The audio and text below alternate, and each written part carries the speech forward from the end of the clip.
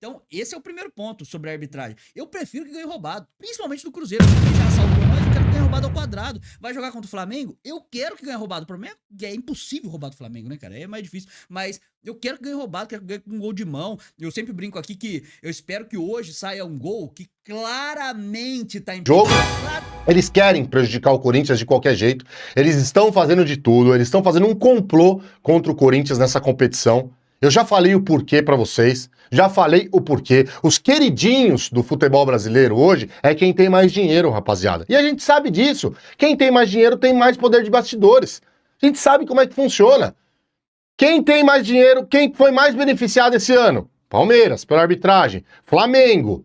E o Cruzeiro também, que o poder financeiro do Cruzeiro é grande agora, com essa SAF que eles investiram aí. Então eles vão fazer de tudo pra ter o Cruzeiro na final. Isso, mas é... Que foda, porra, o juiz, mano. Todo juiz é ruim, esse é mais, o outro menos, mas o Corinthians vai passar, mano. O Corinthians vai passar, mano. Fé. Mesmo sendo depois, mesmo não tendo, né, o que fazer no jogo, eu acho que traz um peso para a arbitragem, sim. Eu acho que a arbitragem já vem com o alerta ligado, querendo compensar isso. Sabe quando tem um pênalti meio polêmico que depois o árbitro fica tentando compensar no resto do jogo? Não tenho dúvida disso. Eu não tenho dúvida disso. Que vai ter pressão, eu não tenho a menor dúvida disso. Mídia que fala do gol de mão, desde 2013 o Corinthians é o clube mais prejudicado do Brasil. Em Copas do Brasil fomos eliminados ou perdemos títulos sendo roubados, Cruzeiro, São Paulo, Flamengo. Então, a gente lembra, você acha que os caras também não lembram? É óbvio que a gente vai conseguir mostrar a mão do Léo Pereira contra o Flamengo, a mão do Lucas, ele fazendo gol de mão também ali, contra o próprio Cruzeiro que assaltou a gente em 2018. Beleza, só que aí, desta vez, aconteceu favorável ao Corinthians e é lógico que é fácil fisgar o torcedor médio aí. E eu tinha dado esse papo aqui também sobre dois conceitos, tá? O primeiro, essa questão da arbitragem. A imprensa, ela já vai criar narrativas com o Corinthians sendo ajudado ou não. Já vai criar. É por isso que a galera fica brava comigo quando eu falo assim, ó, eu prefiro que ganhe roubado. Porque se os caras já vão falar, a torcida já vai ser trouxa de ir lá e ficar dando engajamento pro fulano de tal, pra não sei quem, tal, e aí já vai, sabe, encher a conta do cara de grana com ele falando mal do Corinthians. Então, se a torcida já vai fazer isso, eu quero que seja roubado, então. Porque pelo menos fala com propriedade. Pelo menos o cara chega lá e fala assim, nossa, foi um gol de mão do Memphis, que absurdo, a Copa do Brasil está manchada, blá, blá, blá. Beleza, então tá bom. Já vai falar mesmo, então pau no cu dele, pau no cu da mídia que ele trabalha e tal, e pra gente, maravilhoso. O problema é quando acontece, que é na maioria das vezes, tá? Aí o Corinthians ganha de maneira legítima, muitas vezes sendo prejudicado e ainda assim ganha, e aí os caras simplesmente ignoram e cria-se narrativas para que isso foi algo tendencioso. Existe a falácia do apito amigo, a falácia de 2005, sendo que em 2005 a galera fala que o Corinthians foi ajudado pela arbitragem, sendo que o árbitro que estava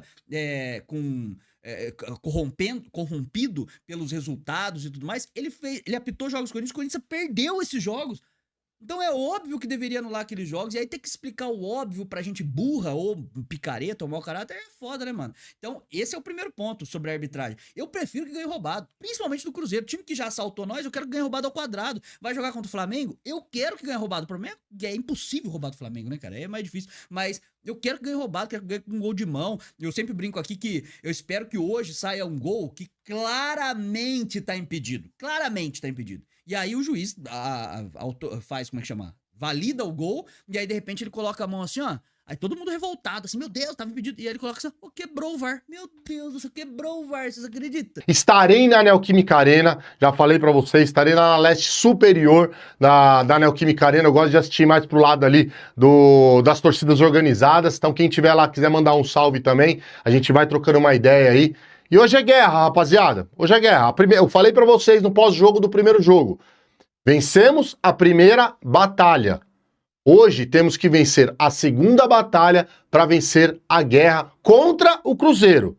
Porque caso o Corinthians passe, tem mais 2 batalhas na final da Copa do Brasil. Mas vamos pensar apenas no jogo de hoje e vamos fazer esse pré-jogo aqui junto com vocês, falando sobre provável escalação, arbitragem e transmissão da partida, rapaziada. Bom, vamos lá.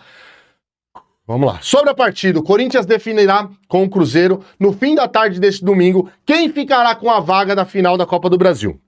A partir das 18 horas, as equipes se enfrentam na Neoquímica Arena em São Paulo pelo jogo de volta das semifinais da competição.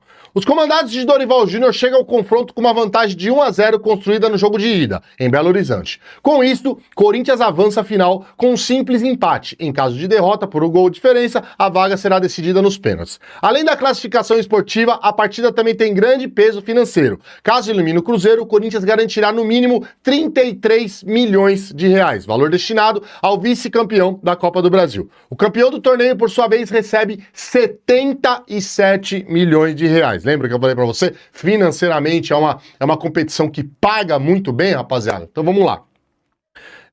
Vamos pra provável escalação aqui, rapaziada, ó. Para o duelo, Dorival Júnior pode ter praticamente força máxima à disposição, graças a Deus, rapaziada. As principais dúvidas ficam por conta do volante Ranieri, que segue em tratamento de um edema no tornozelo esquerdo, e do atacante Yuri Alberto, que deixou o jogo de ida com um incômodo no adutor da perna esquerda.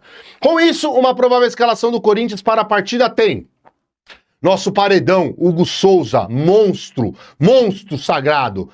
Lateral esquerdo, Bidu, Gustavo Henrique e André Ramalho na zaga e Mateuzinho na lateral direita. Primeiro volante, aí tem a dúvida, tá, rapaziada? Martinez ou Ranieri? Não se sabe ainda se o Ranieri vai estar à disposição ou se vai ser o Martinez o titular. Os dois volantes à frente, Maicon e Carrilho. Maicon, ele gosta, ele ama o Maicon.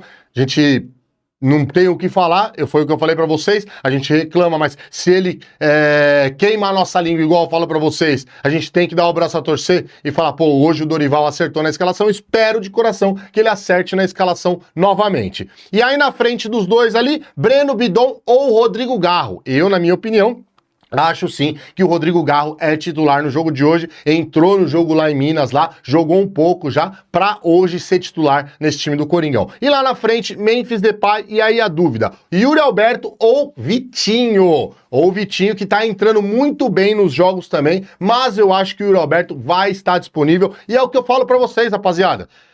Um jogo desse tamanho, um jogo gigante desse, tem que ter um esforço a mais dos jogadores, só se o cara não estiver andando.